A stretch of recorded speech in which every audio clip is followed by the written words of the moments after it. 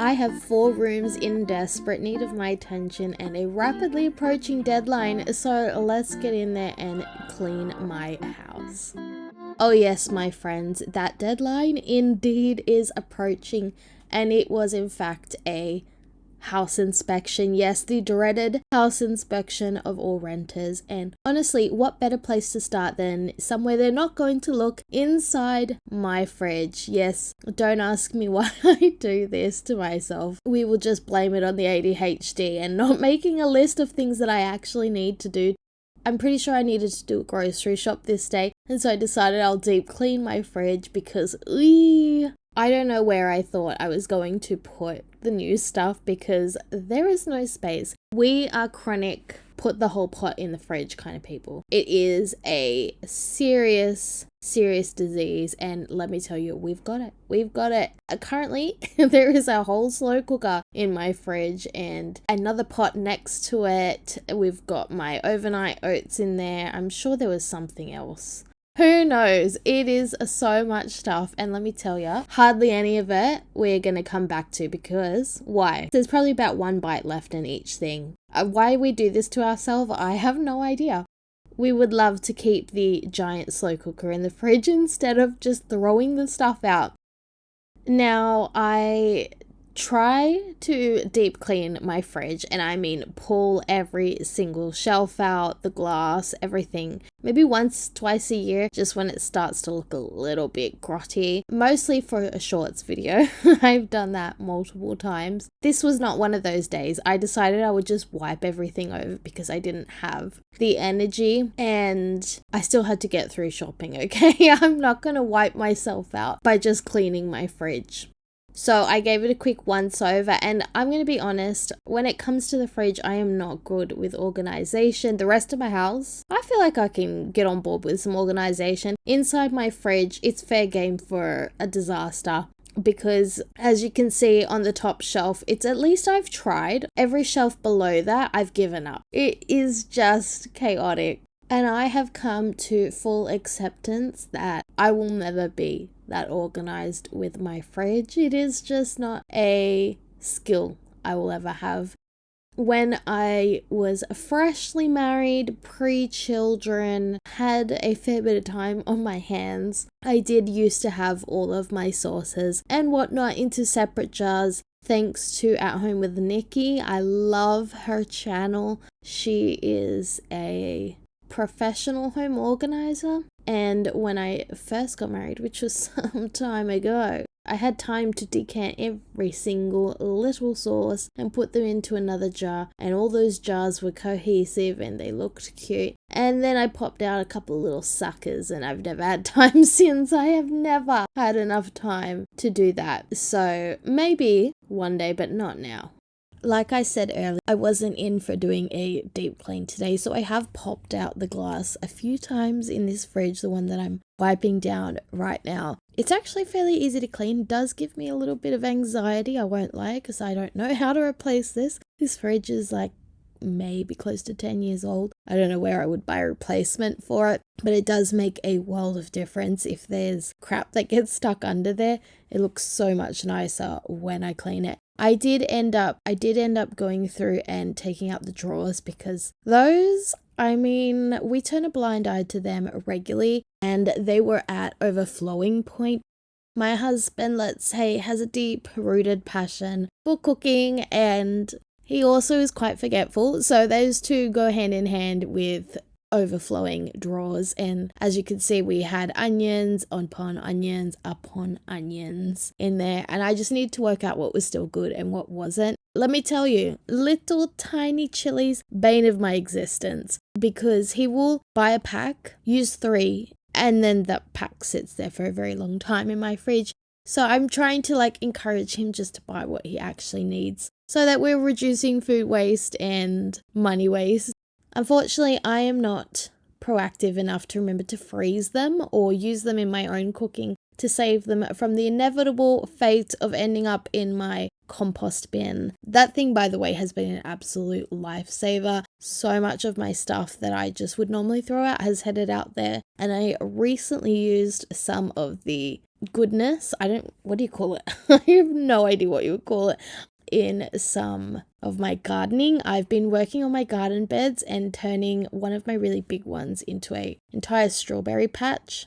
I think I planted like 30 suckers off of my main strawberry plants into that bed. Been amazing. They're doing fantastic. Hopefully I will get quite the strawberry spring and summer this year. We have had the mildest winter so far, and I am a little bit worried about everything, getting a little too excited for spring. There is still chances of it getting too cold at night for like fruit on my peach trees, even though the peach trees are trying to bud, okay? I just need it to hold off just a little bit longer. We're about a month out before we should be seeing anything, but fingers crossed this year is the year I get peaches. I had one peach on my tree last year and I babied her for a very long time, and then something else beat me to it. Who knows, was it a possum? Was it a bird? But I was annoyed. So hopefully we get a few more this year, and I'm going to have to like bag them or something. But I have severely derailed, obviously. Welcome to my channel.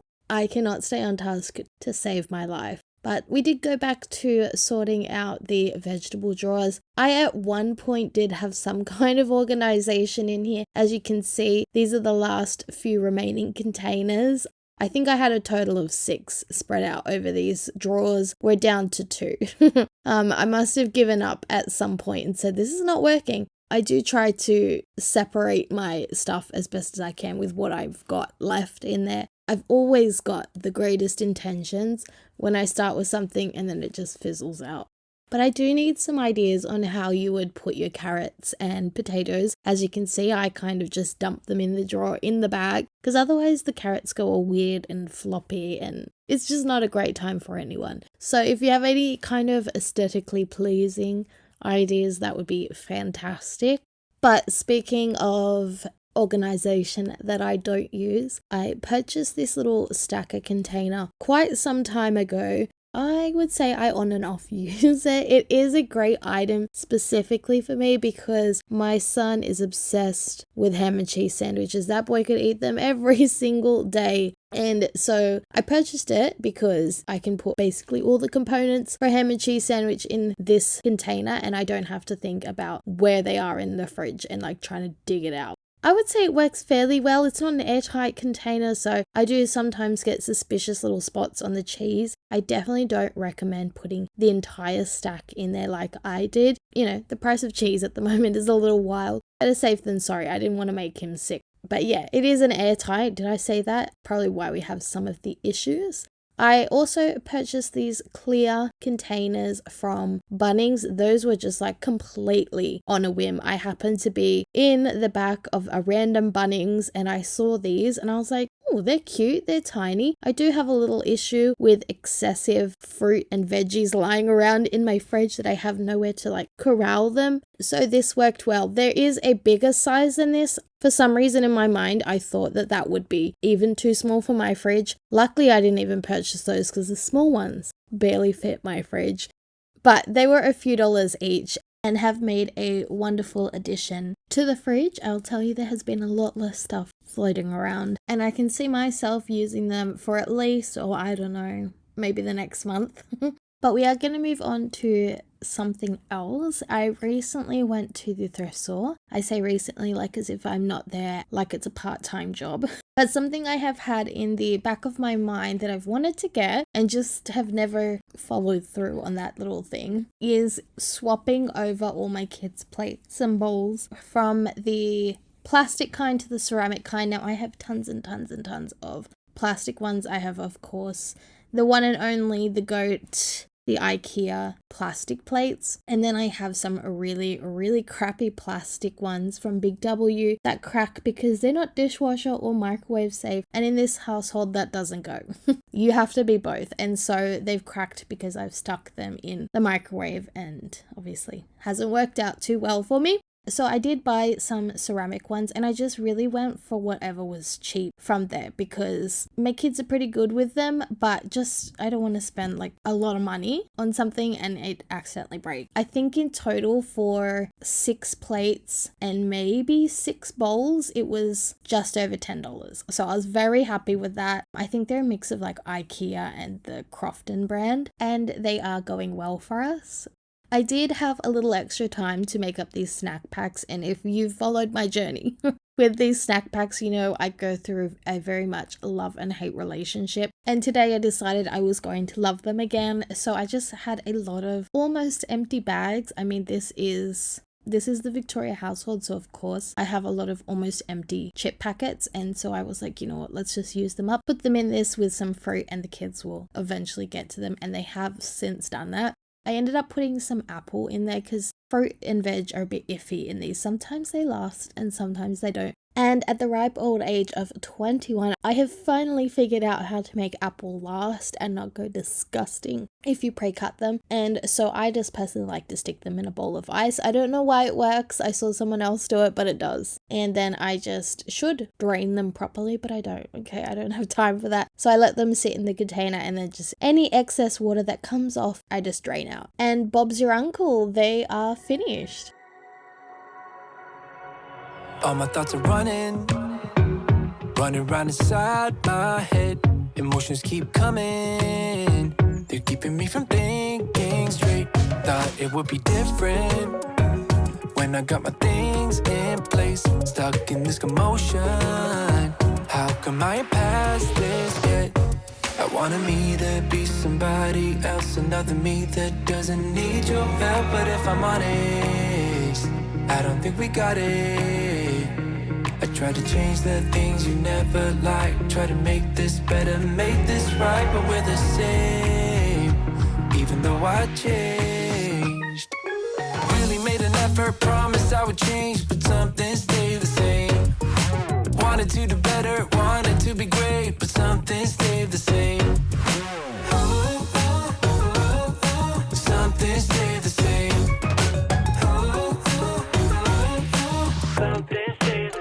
Start a life in the country, I could say yes to that. Whatever way you want me, I'll learn it all and I'll adapt, even if I changed up. I dare you to go and ask me how long this siliconing stuff has been in my bathroom. I'll give you a minute. That's right, if you said a couple weeks, absolutely darling. Probably closer to a couple months, let's be real, because I am slow around here. I really am. It takes me way too long. And when I was cleaning this bathroom, I'm like, why have I not moved this stuff out yet? I have plans to like re-silicone the shower. I just haven't gotten there yet. And in my head, if I leave it there, then I'm most likely to come back to it. Turns out that didn't work out too well for me this time around. So I did get rid of it. The shower will have to wait until I can gather enough willpower to go and do that hideous job all over again. I will say it did take all of my energy not to get distracted and start doing like another deep clean like we did at the start. I really just had to tell myself, no, we're just doing surface level stuff because otherwise this is going to take me way too long. And I had that deadline. I'm like, I'm not going to be doing this on the morning that they show up. That is just not something I need at all. And so you will see me just lightly surface cleaning. I am unfortunately making a little list of stuff that I need to deep clean because I feel like I need to do a whole deep cleaning video of random things around my house because things look, it's just looking a little bit disgusting here and there. There's only so much like light cleaning that I can do before the other things start to look bad. I probably got a little bit of this energy from watching a TikTok video. This guy was cleaning out an oven. He does it professionally. Look, he made it look like it was something I could do in my sleep. And so now I feel like I can pull apart my oven and clean it myself because Lord knows that needs a good deep clean. But watching this TikTok, I realized that the rails for where your baking trays go actually pop off. So on the sides of the oven, those things come off, which how long have I been on this earth and not realized that? Because whenever I've used oven off, which let me tell you, that's another side story. It's a doozy. I would just spray the oven off straight on there and try and scrub it and use like a million different paper towels and all of it to try and get it clean. So if it comes off, hopefully it does, that would be amazing. It would make life so much easier, because I'm telling you, this man makes it look like magic. So we'll have to try and do that in a video at some point. But if you want to know the oven off story, look, let me be real. The first time I ever used it, not gonna lie, did not follow the PPE instructions. Thought they were there for a little humor. Turns out it's not. I absolutely scalped a layer of my skin off with that stuff because a bit of the foam dropped on my skin. Let me tell you, that was not nice. No, it wasn't at all. Highly do not recommend. Safe to say, I have learnt my lesson and won't ever be doing that again. What have you guys got on your deep cleaning list? I feel like there's a constant juggle of trying to work out whether I want a tidy house or a deep cleaned house, or the outside of my house not looking like complete junk, because that's another space that looks a little bit dero. Just stuff everywhere, okay? I definitely am someone who's like, oh, I'm gonna spur of the moment clean out my car. So where does all that stuff go, Victoria? In a couple of like reusable shopping bags and then left out the front somewhere. And then I'm like, oh yeah, absolutely, I'll come back and do that. Never does. Of course not. I get way too sidetracked to remember to do those things. Speaking of sidetrack, I pretty much gave up on that day. As you can see, new outfit, new day, because your girl was losing momentum and I was like, no, I've had enough. The next day I did start with vacuuming. Needed to give myself a light ease into the cleaning, and I am using this Dyson. Now, you don't need to get the Dyson Detect. I think this is what it is, but that's what my husband bought for me. And look, girl, I'm not complaining. It is a good vacuum. It does change suction power. It knows when you're on carpet and it switches modes for the carpet. So this is my little mini review. I do like it. Not sure yet whether it's worth the hefty price tag.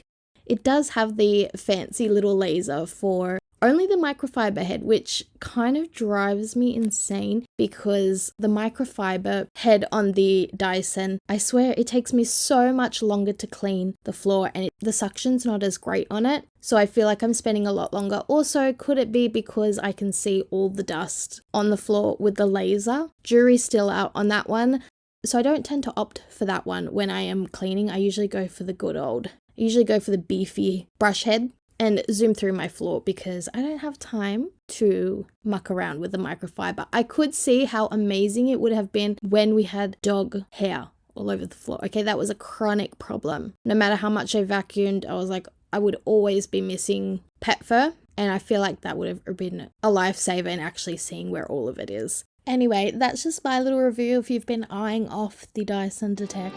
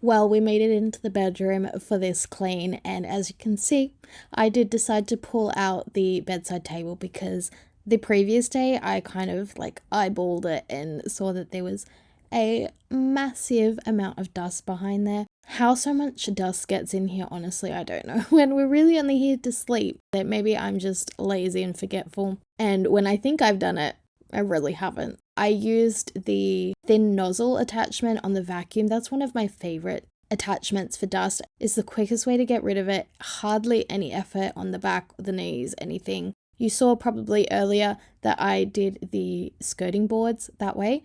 Sometimes I will wipe them down with an actual cloth once it starts to get bad, but most of the time that little crevice piece works wonders for it. So save yourself money on a Cairo and just use that. But I am looking at these clips and thinking, how the heck did my room get this bad this quickly? I think all this stuff was from under the table. It must have been. That's a piece of work, isn't it? I unfortunately had the fun duty of dealing with all the washing. I've said before, we constantly have washing. But I do have an update for you. I have started it, my closet declutter, and let me tell you, I got rid of a lot. Like, so far, I'm already at one full bag, so I'm pretty happy about that. That was only one part of my closet. I haven't even gone to the drawers yet and the cube storage. So I expect that there will be a lot more, which will be fantastic, because I think we need to light the fire under my bum and just be like, no, we can live without a lot of washing. We just have to be proactive in doing our washing more often. And I think the thought of being like, oh, well, if we don't do washing regularly, we're not going to have clothes is going to work for us. Also, before I forget, I will give you a little update on the inspection since it's now over. I have no idea whether it went well or not. The man turned up. He said, hi, how are you? I'm here for the house inspection. I'm going to take photos. And that was the last thing he said to me as he silently walked around my whole house and took photos. And so whether he was okay with everything, I don't know. I have no idea. We haven't had an email saying you need to fix this, so I assume it went well. I don't know. Is that the norm? I feel like our first property manager for this house, oh my word, she would pick up on everything, you guys. Any little thing. Oh, there was a little bit of tape residue on a cupboard once, and it wasn't even us. We've never taped anything to the cupboard. And she was like, oh, how did that get there? And I said, babes, I don't know. It's not our tape residue. Why is that something that you're bothered by? Probably fantastic for the owners of the property. She's definitely doing her job for sure. But you know, sometimes it feels a little more invasive when it's like, okay, why are you picking up on the tiniest little things? I feel like as a property manager, you have to try and find that middle ground between respecting a tenant and respecting an owner's property, basically. Yeah, walking that middle ground mustn't be easy. Can you tell that I've been watching a little bit of... I'll tell you, they are my favorite videos on TikTok. I've been watching a lot of exit tenant inspections. I've basically been watching a lot of that on TikTok. So probably why I ended up wanting to talk about the inspection at the end of this video. But that's the end of the video. I kind of ended it abruptly because I was exhausted. So thank you for watching, and I'll see you in the next one.